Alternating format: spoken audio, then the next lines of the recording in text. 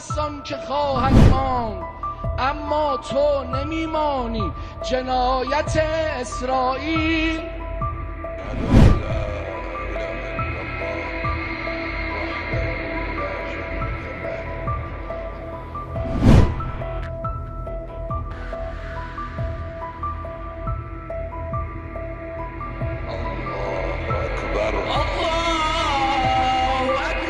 أشهد أن لا إله إلا الله وحده لا شريك له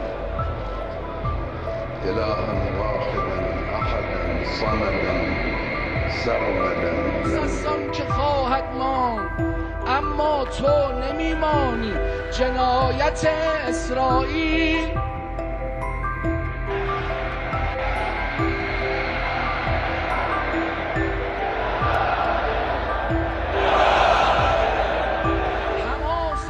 که خواهد ماند اما تو نمیمانی جنایت اسرائیل.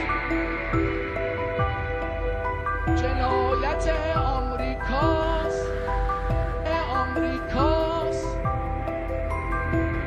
این همه قتل و غارت میکنی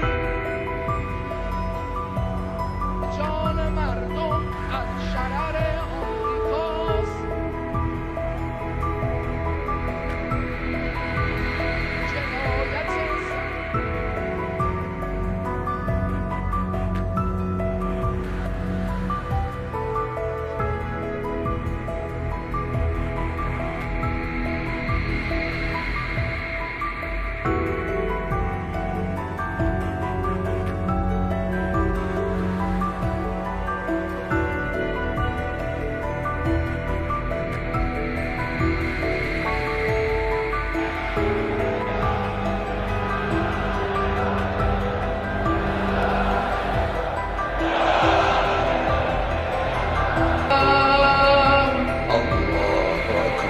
الله أكبر.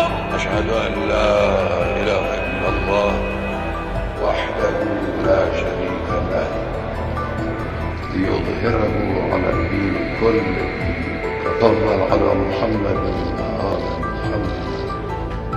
From breaking news, detailed analysis, in-depth interviews and explainers, follow the Times of India.